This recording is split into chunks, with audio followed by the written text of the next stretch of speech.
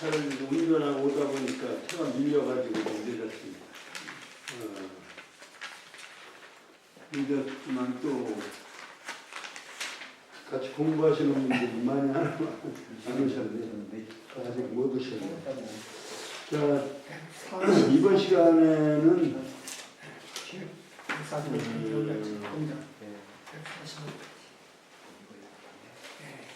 제8권의 태백편, 제8권 태백편의 20장의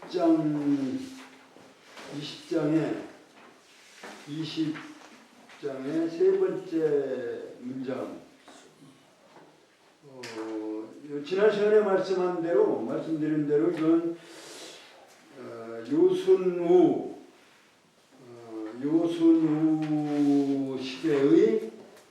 시대에 대한 공자의 말씀이 그렇게 많이 있지는 않은데 여기가 상당히 중요한 부분이라고 생각이 듭니다.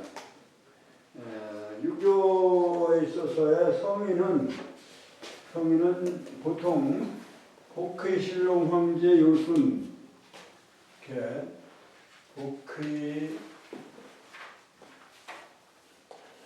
신롱 황제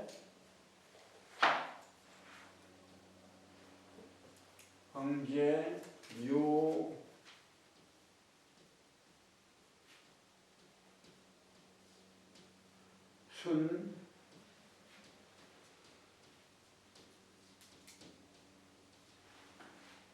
우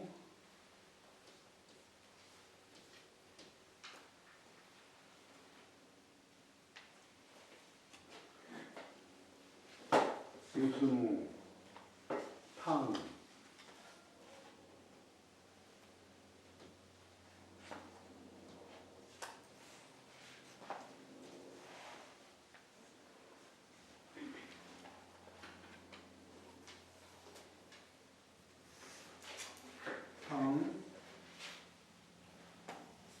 그다음에 보통 치지 않는 분이 이제 기자라고 있어요. 기자. 그다음에 문왕, 무왕, 주공, 공자.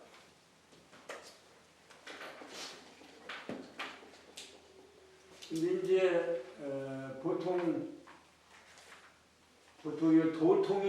도통이라고 얘기하고 복의 신롱 황제 요순 우탕 문무주공 공자 이렇게 따지는데요.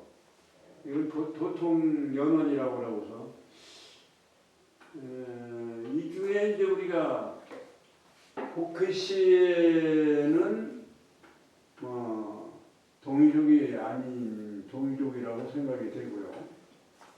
그럼 신롱 씨는 정확하게는 나오지 않아요. 황제가 이제 한족이가 한족.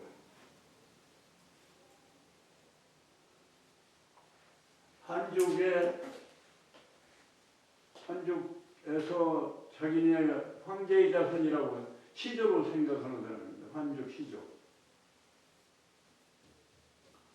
황제. 그 다음에 운임금육이 이제 한족, 이 사람들 한족으로 보고요. 이 나라 이름은 하. 그래서 하화족이다 해가지고 자기네들이 그 여름에 해당, 무성한 여름에 해당, 중화할 때 하자도 중화족, 화려할 화자 써서 중화민국 할 때 중화. 그래서 화하족이라고 자기네들.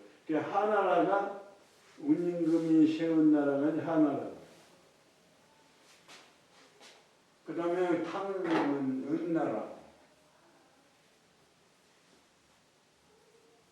은나라고. 이 은나라의 마지막 성인이 기자.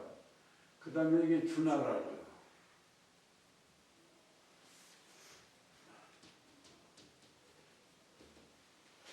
주나라가 이제 세 부자, 문왕의 아들 무왕, 무왕의 동생 주공, 그 다음에 말기에 공자. 이 공자, 뭐 여기에서 이제 이 사람, 여기 이제 한족이라고.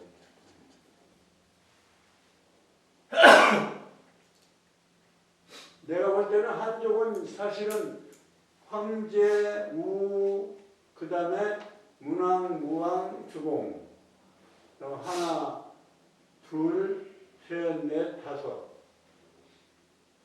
전체가 몇이냐? 하나, 둘, 셋, 넷, 다섯, 여섯, 일곱, 여덟, 아홉, 열, 열하나, 열둘 중에 다섯은 분명하게 한족이 맞는데, 신롱씨는 확실한 건 모르겠어요. 확실한 건 모르겠고, 윤임금, 순임금은 이제 동의적으로 보여.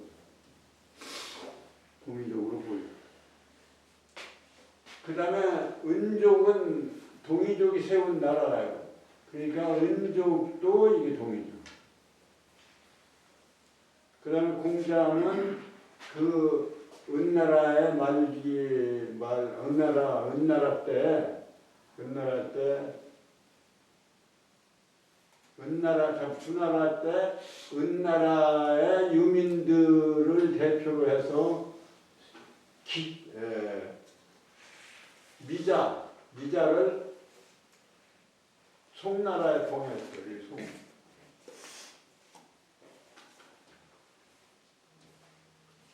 이 제후국가죠.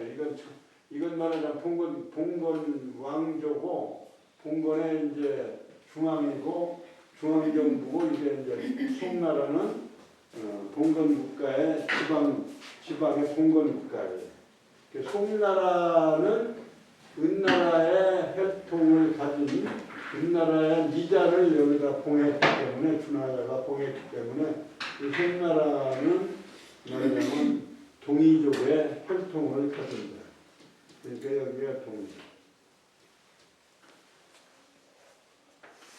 이 신롱씨는 정확하게 우리가 알 수 없어요.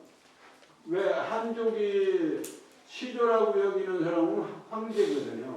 황제 이전은 내가 볼 때는 그 문명의 발상으로 봐서 동이족일 가능성이 있고, 이거 복희씨는 동이족으로 돼요. 태호복희씨라고 하거든요. 큰 태자에다가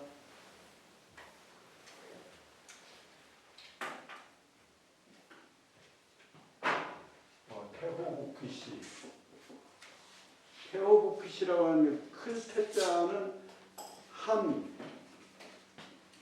그 다음에 흰 색깔은 밝은 색깔이라는 뜻에서 한박.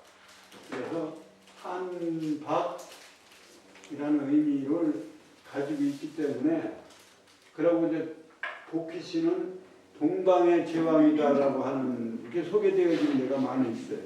여러 군데서. 그렇기 때문에 동이족이 분명하다.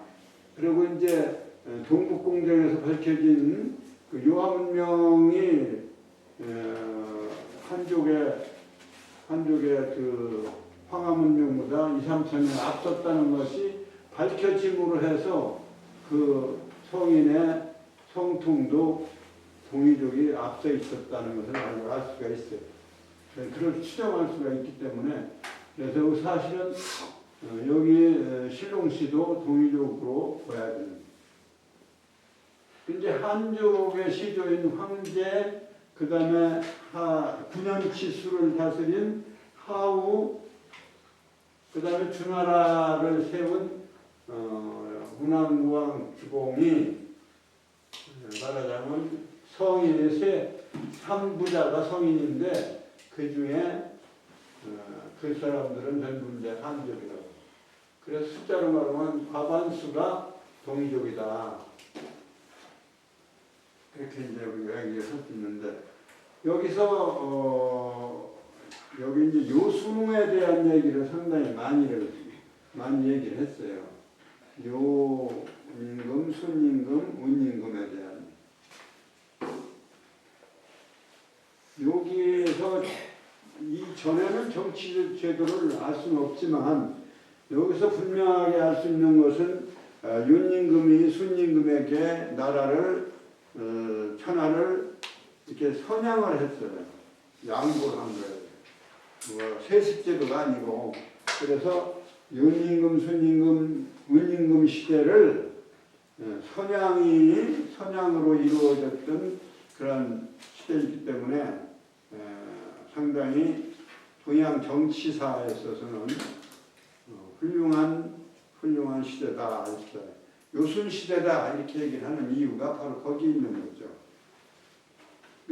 서양의 정치는 훌륭한 정치의 이상적인 정치가 과거에 있었던 것이 아니라 앞으로 미래에 어떠한 이상적인 세계를 향해서 지향해 온 거라면 동양 문화는 과거의 훌륭한 정치를 복원하는 그러한 정치 어떤 사상, 정치 철학을 가지고 있었다.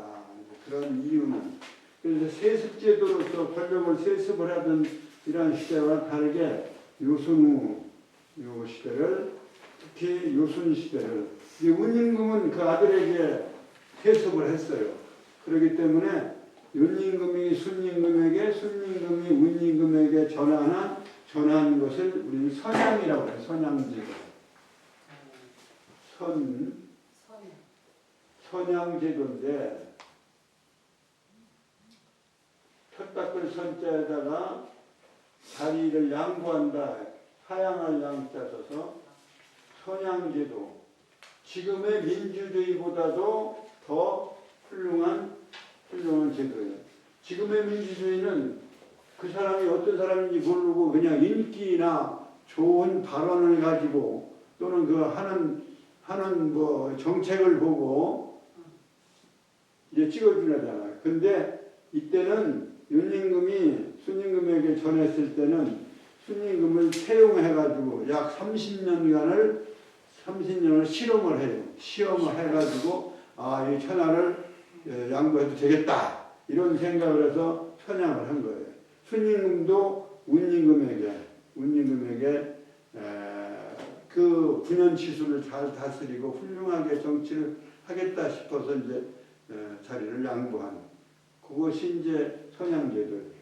그렇기 때문에 인격과 그 말하자면 행동을 보고 그 성인을 알아보고 자리를 양보한 거니까 지금의 그냥 인기 발언을 하다가 뭐 어쩌다가 되는 그러한 대통령 중심제하고는 다르다는 우리가 알죠. 그래서 유교 문명에 있어서 이게 이제 왕도 정치라고 해요.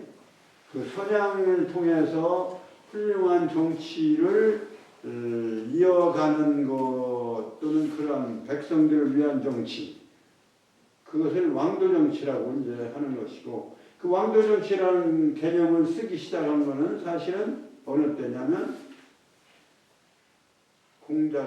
맹자께서 왕도에 대한 얘기를 많이 했어요. 이제 주요 논어 말고 이제 맹자도 이제 공부하는 좋은 그 정치적인 이론이 아주 좋은 이론. 이제 그러한 논리를 통해서 볼 때 요순을 그 공자는 이제 주역에서는 요 윤임금을 하늘에다 비유하고 천도에 비유하고 순임금을 지도에다 비유를 했어요.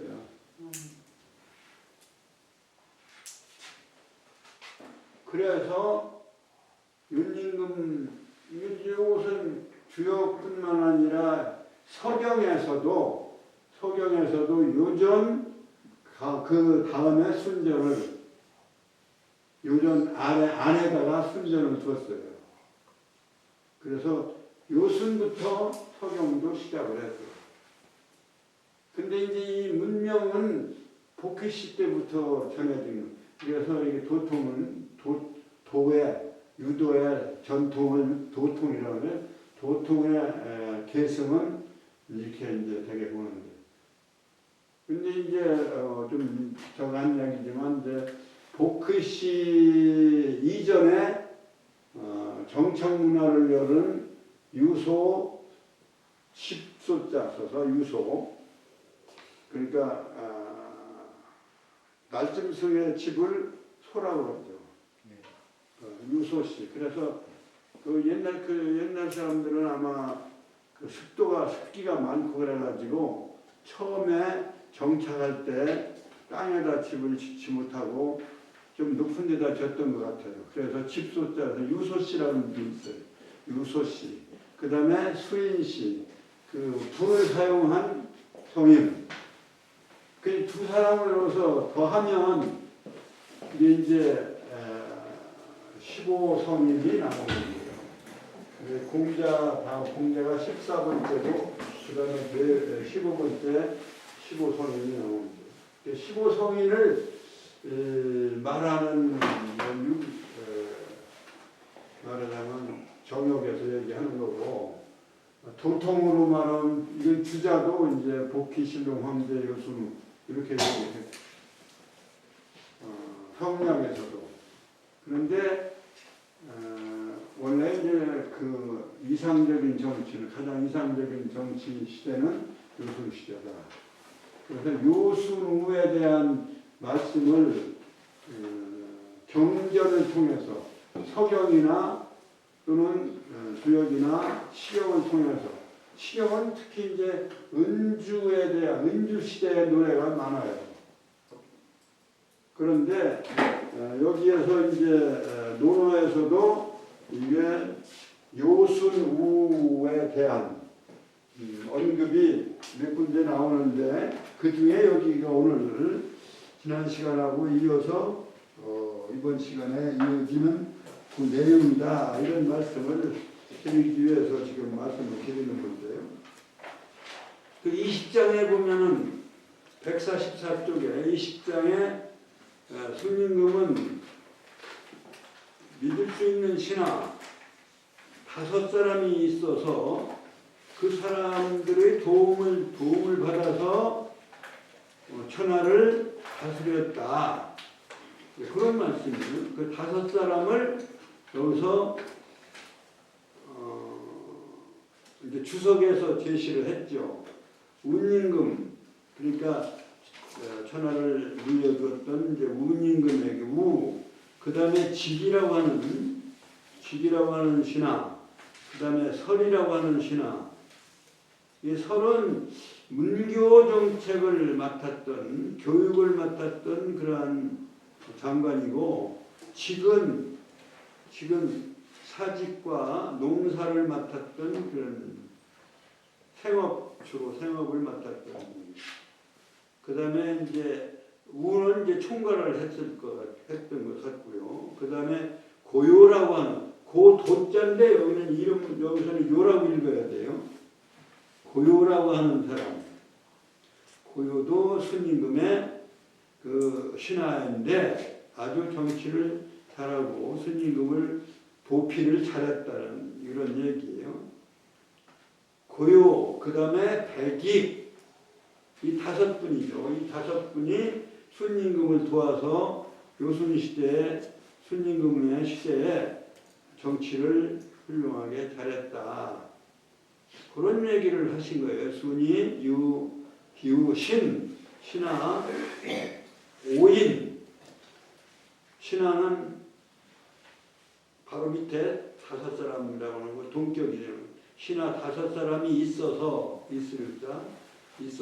말이니 그래서 천하가 잘 다스리셨느니라. 천하를 잘 다스리셨느니라. 이제 이렇게 얘기를 하시고, 그 이제 무왕 시대는 이제 주나라죠. 그보다 순임금 시대보다 한 1000여 년 이상 뒤에 주나라 한 1500년 가까이 될까요? 그 주나라 시대에 이제 무왕의 말씀을 인용을 한 거예요. 무왕이 말하기를 여유 난신 십인호라. 나에게 난신이라고 하는 것은 여기서 어지러울 난자가 아니고 난리도 아니다 할 때 어지러울 난자인데 여기서는 다스릴 치자로 어지러운 것을 정리하는 그러한 뜻으로서의 다스릴 치자의 의미를 갖는다고 이렇게 해석을 해왔어요. 그 주석에 보면 부석에 보시면 그렇게 나와 있고요. 그래서 나에게 이게 나였자고요. 나에게 다스릴 수 있는 잘 다스림을 정치를 도와주는 이런 얘기예요. 다스리는 신하 몇 사람이에요? 10사람이 있노라.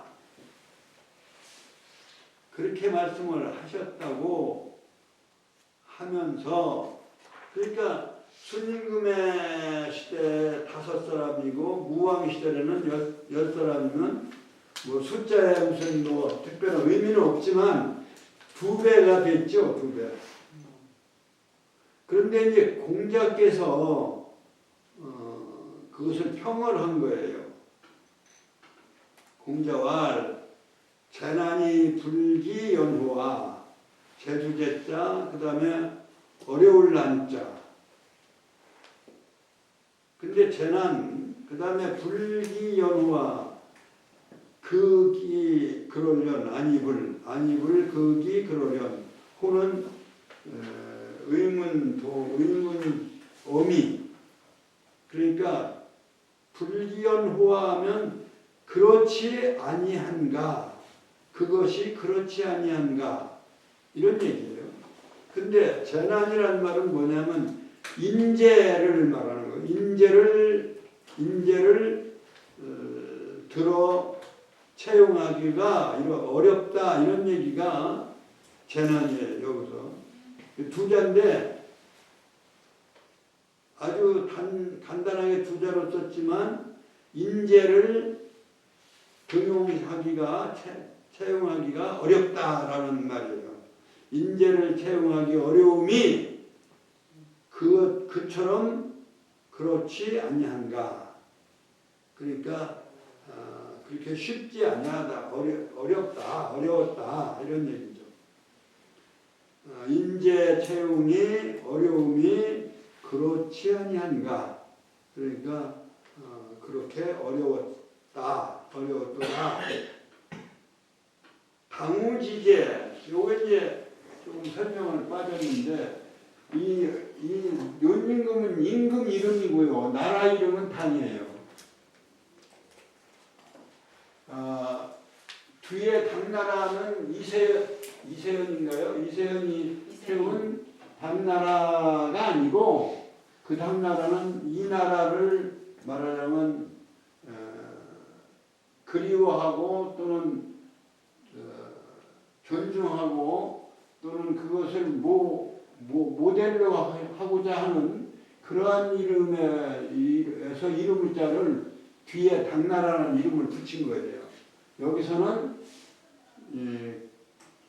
여기서 당나라는 윤임금이 나라예요. 윤임금이 나라고 그 다음에 순임금의 나라가 바로 지금 나라 우자예요.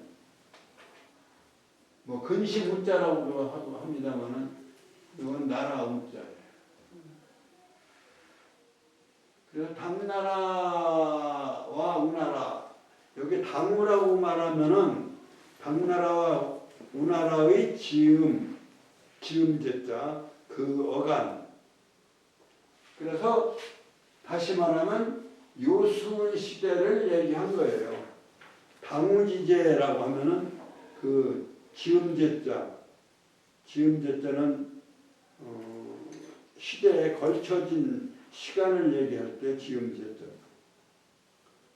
당나라 우나라 즉 다시 말하면 당나라의 윤임금과 우나라의 순임금 시대에 있어서 그러니까 인재를 구하기 어려움이 그렇지 아니한가. 예를 들어서 당나라의 윤임금 시대와 당나라의 순임금 시대의 어사 여기에 위성 하나. 그때는 인재를 등용하기가 그렇게 왕성했다. 그렇게 뭐 정치를 잘하고 훌륭했던 시대다 이런 얘기죠. 이 왕성하다. 위성.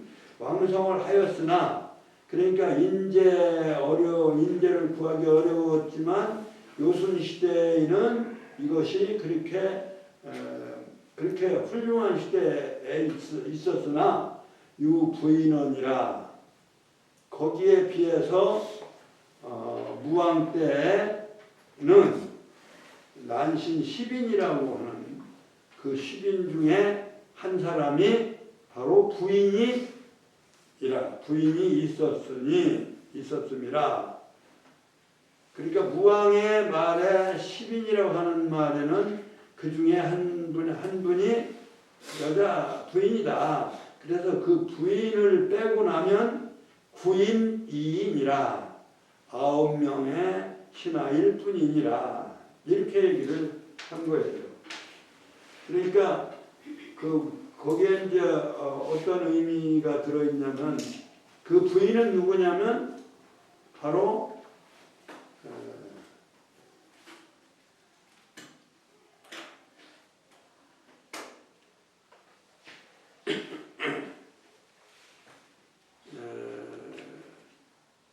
뭐예요? 문왕의 그러니까 무왕의 어머니죠.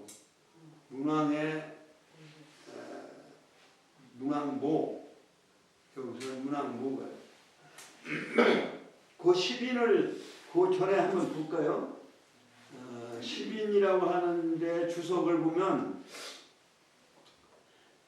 그 중간에 10사람은 이르기를 주공단. 그러니까 무왕 다음에 여기 주공을 소개했잖아요. 주공 하나. 주공 이름이 단이에요.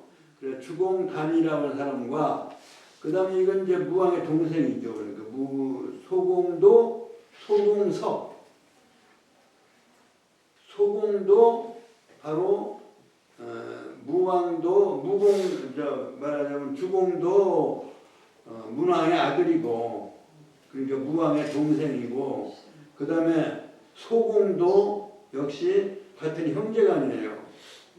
그래서 소공 그 두 사람 그 다음에 태공망은 이제 강태공 말하는 거죠. 태공을 한 그 태공망 그 다음에 필공 그 다음에 영공 이건 다 이제 제후의 말하자면 공이에요. 영공 그 다음에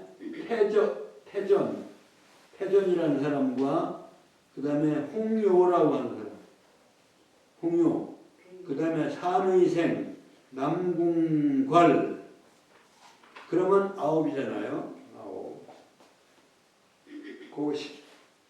그 145쪽에 작은 글씨로 되어 있는 주석에 보면 10사람 주공단 소공석 그 다음에 태공망 필공 영공 그 다음에 태전 그 다음에 홍요 그 다음에 산의생 남궁괄 그 다음에 이제 기일인이 바로 문모라고 써 있어요. 위 문모. 이 문모가 이제 문왕의 부인이 되는 거죠. 그렇게 해서 그 중에 9일 뿐이고 그 부인을 빼고 나면 9이다 이런 얘기를 하신 거예요. 그러니까 여기서 우리 역사적인 사실을 다 기억할 필요는 없지만 이 당무 시대에 비하면은 인재가 그렇게 귀하지가 않았다. 그러니까 순임금 5에 비하면 무왕은 10명이 좀 많아졌는데 그건 그렇게 구하기 어려운 시기가 아니다. 거기에 비해서 아니다. 그런데 그 중에서 그 문왕의 문왕모라고 그래요.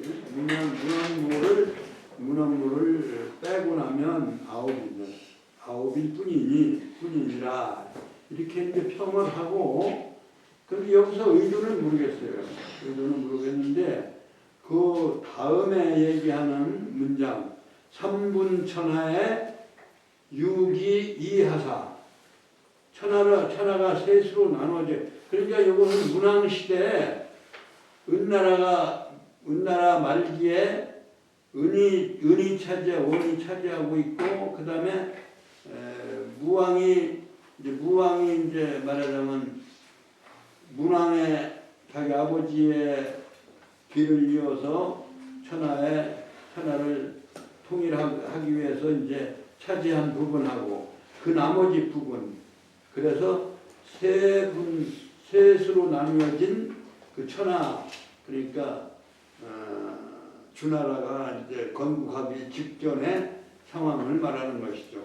그 삼분천하에 셋으로 나누어 있는 천하를 셋으로 나누음에 유기하사, 이제 문왕이 결국은 그 둘을 차지하게 되었다 이런 얘기. 3분의 2를 그 땅을 말하자면 무왕이 통일을 해서 그 다음에 이제 주왕실을 세우고 은왕실이 이제 말하자면 무너지게 됐는데,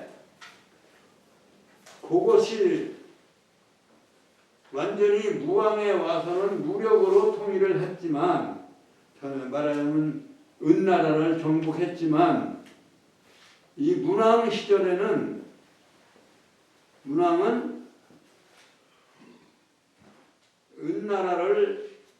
은나라의 신하이기 때문에 문왕이 생각할 때는 신하로서 은나라를 칠 수가 없다고 생각을 해서 무력으로는 안 했던 거예요.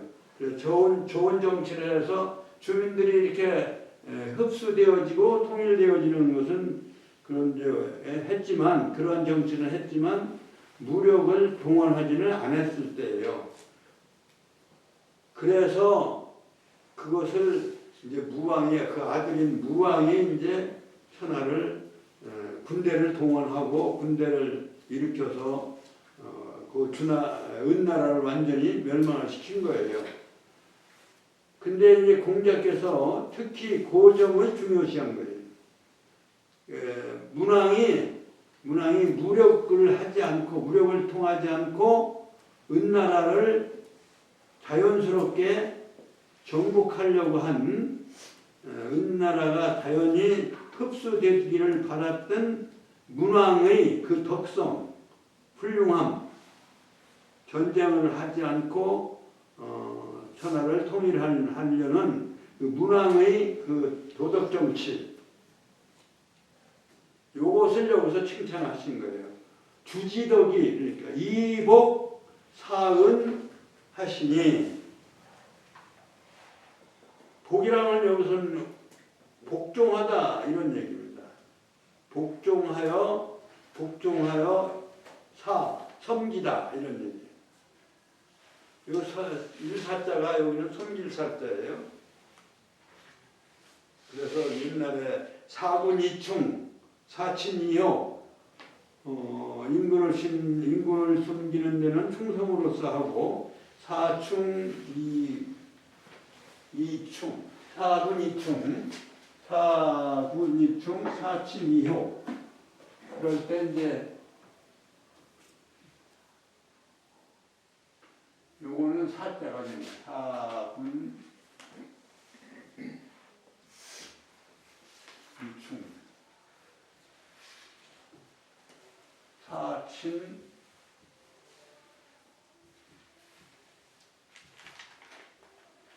이효. 이게 이제 중요라고 하는 말이 이제 나오고, 여기서는 이 일사자가 아니고 똑같은 일사자라고도 하지만 여기서는 섬길사자다. 어버이를 섬기고 인군을 섬기는, 어버이를 섬길 때는 효로서 하고 인군을 섬길 때는 나라를 섬기는 거나 마찬가지니까. 인군은 그 당시 인군이라면 나라를 이끌어가는 성인으로, 옛날에는 다 성인, 그러니까 말하자면 한 개인을 섬긴다는 의미가 아니라 나라를 섬기는 거예요. 나라 섬기는 데는 효도랍니다. 그래서 충효가 유교 정신의 핵심인데요. 여기서 사자는 그러한 사자다. 복자는 항복하다, 복속시키다 할 때 복자예요. 그러니까 복은 이제 말하자면 복종하다, 그런 뜻이에요. 그러니까 복사라고 하는 것은 그 항복하여 복종하여 섬기는 것을 의미하는 거예요. 그러니까 3분으로 천하를 셋으로 나눠 본다면 3분의 2에 해당하는 그러한 영토를 확보하고 있으면서도 무력으로서 은나라를 멸망시키지 아니하고 그냥 은나라의 그 명령에 복종하고 그리고 은나라를 섬기는 그러한, 그렇게 하시니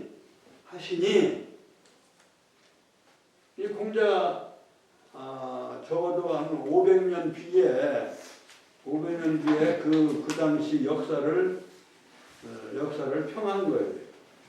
역사적 그런 관점에서 또는 도통의 관점에서. 그러니까 그것은 주나라의 덕이다, 이런 얘기예요. 그러니까 주나라의 그 도덕성은 기가위 지덕야 이의로다. 정말로 가위 이룰만하다, 할 수 있다, 지극하다라고 야이의 지극할 뿐이로다, 뿐이라고 말할 수밖에 없다, 이런 얘기. 기가위 할 수밖에 없다, 할 수 있다, 지극함, 지극한 덕성, 도덕성이라고 말할 수 있을 뿐이로다, 이런 얘기. 그 다음에 이제 요거까지 끝내고 다음 문장까지 끝내고 시간 마쳐야겠네요. 자왈 공자 말씀하시기는 여기서 운임금 얘기 나오죠. 운임금은 이게 운임금 우자입니다. 운임금은 무간의로다. 내가 무간이라고 하는 것은 여기는 사이가 없다, 이런 얘기니까 사이가 없다는 얘기인데 흠잡을 데가 없다, 이렇게 해석을 해왔어요. 흠잡을 데가 없다, 틈이 없다, 이런 얘기예요. 틈. 내가 운임금을 흠잡을 수가 없다, 이런 얘기예요. 운임금이 그 완벽한 그 훌륭하기 때문에 그거를 틈을 발견할 수가 없다, 이런 얘기예요. 연이라고 하는 것은 그러한 모습으로서의 형용사 어미로서 쓰이는 거죠. 천연, 자연, 하듯이 연자. 그 무관한, 그러니까 흠잡을 데가 없는 그 모습이로다. 내가 운임금을 볼 때 운임금은 내가 흠잡을 수가 없는 분이로다. 비음식이 치효호 귀신하시며, 여기에 문장이 전부 똑같은 세 문장이 똑같은 하나의 형식으로 되어 있어요.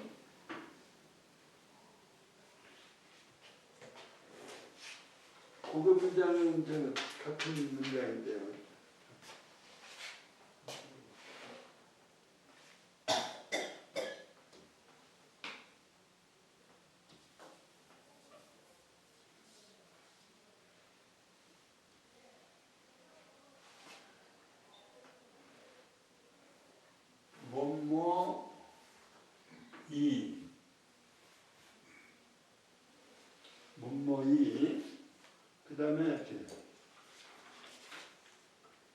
말일자 하고요. 동사 목적 이렇게 동사 목적 그다음에 무슨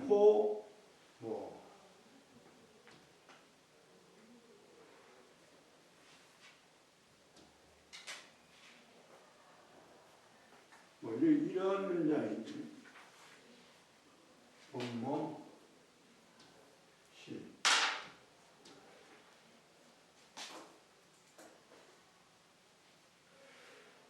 요건 전치사가 될 때, 뭐뭐해.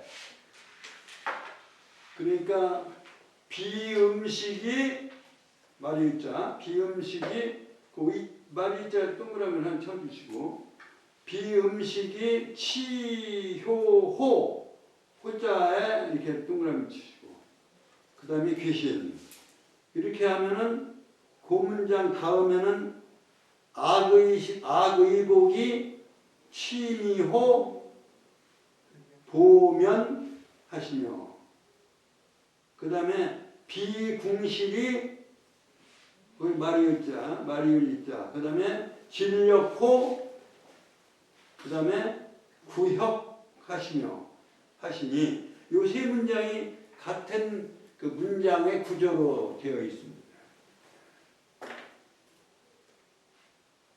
그 무슨 얘기냐면 비라고 하는 것은 초도 밑에 아닐 비자 풀과 나무같이 이렇게 거치는 것을 말하는 거예요. 거친 음식? 거칠 비. 거친 음식? 거칠 비자예요. 거칠 음식 비. 그러니까 여기서 음식이라는 말이 그때 나오니까 거친 음식을 하시면서 치효는 효도를 이루다는 얘기예요. 호는 전치사라고 했죠.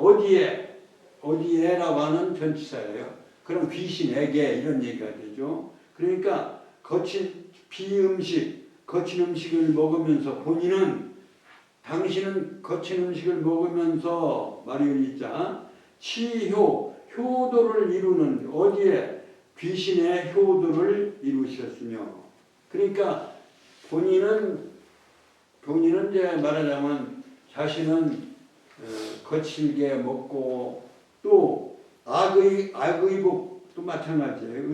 나쁜 의복을 입는 거죠. 헐벗은 음식, 헐벗은 옷 이런 것을 입으면서 치미호 불면하시며 이 불자는 보불이라고 해서 보불이라고 하는 것은 뭐냐면 천자가 입는 예복에 말하자면 우리나라 같으면 골룡포의 앞부분을 말하는 거예요. 보불. 그러니까 제왕의 복장의 앞모습 특히 그걸 보불이라고 해요.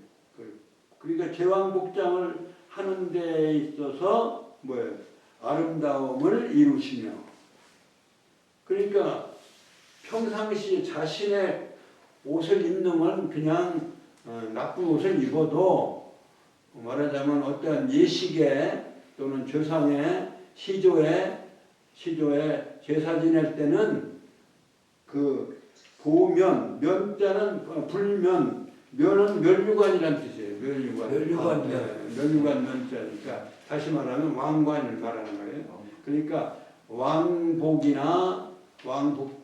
제복이나 왕관을 하는 데에는 그 아름다움을 극치로 잘 했다 이런 얘기예요.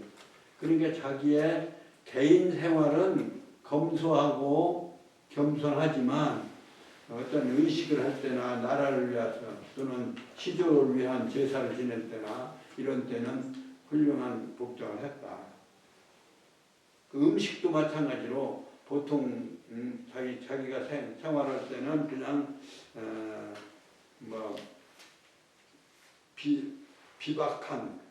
박한 음식 했으면서도 그러한 귀신에게 조상 귀신이 물론 조상신에게 효도하는 제사 지내는 그런 제사에는 효도를 이루시며 비궁실이 궁실도 이제 사는 거처한 집안을 말하는 거예요. 집안은 낮은 집안에서 살면서도 진력을 다해서 몸무에 진력을 다하셨으니 몸무에 구역은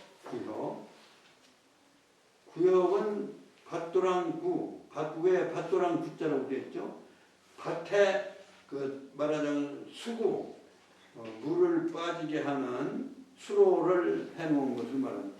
그것도 이제 혁자도 혁입니다. 혈이 아니고 구혁이라고 하는 건 다 그 나라의 농지를 정리하는 그런 얘기죠. 그리고 백성들이 농사져서 먹을 농지를 정리하는 그러한 수구 또는 물을 정리하는 거죠. 맹물을 정리하는 거죠. 왜 운임금은 아시는 바와 같이 9년 홍수를 다스렸던 분이에요.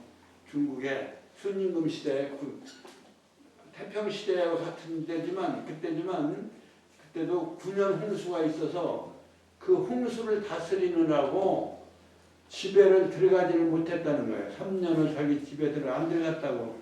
그래서 훌륭해서 이제 막 천하를 물려줬다고 그러는데 그런 일화가 있는데, 그러니까 백성들이 농사짓고 살고 하려면 그 물이 이제 갇혀 있고 그러면 안 되니까 그 물도랑을 내고 수구를 정리하고 그런데 진력을 했다. 거기에 구역을 정리하는데 진력을 다하시니, 그러니까 이 세 가지가 운임금이 훌륭하신 점이에요. 자기 개인의 어떤 의복이나 이런 거는 허술하게 하면서도 말하자면 의식을 잘 아름답게 했고, 그 다음에 자기 음식은 거칠어도 조상신에 대한 효도를 이루셨다. 이 세 가지가 운임금에게 훌륭한 점.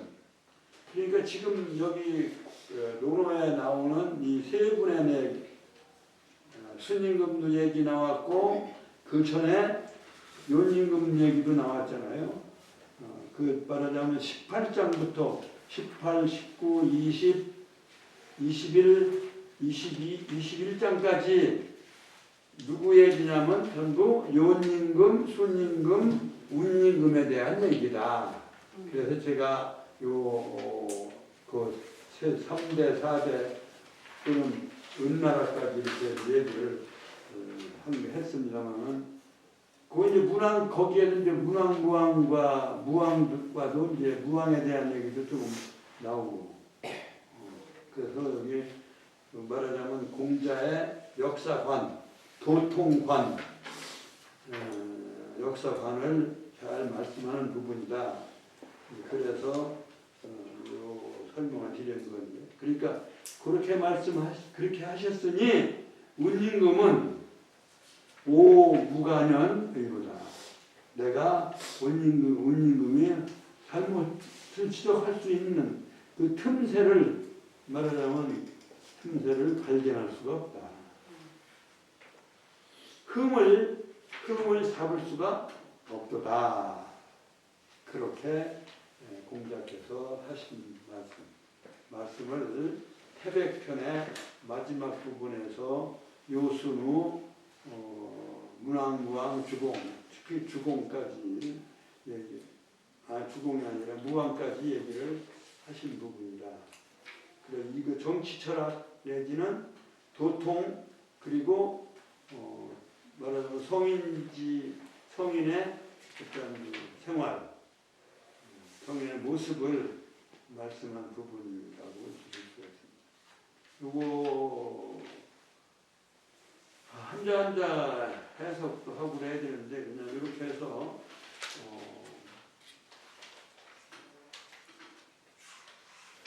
오늘 부분만 읽는 것으로 정리를 하겠습니다.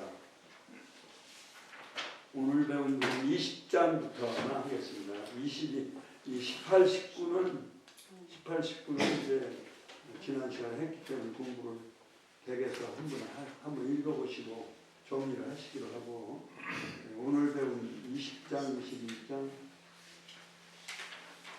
정리를 하겠습니다. 순이 유신 오인이 천하치 하시니라. 여기부터 큰 소리로 읽겠습니다. 시작. 순이 유신 오인이 천하치 하니라. 무왕이 완료유 난시시노라. 공자를 재난이 불기여로와 강우지제 어사위 청하나 유부인어이라 구인이라 삼문천하에 유리하라 하사 이곡사은하시니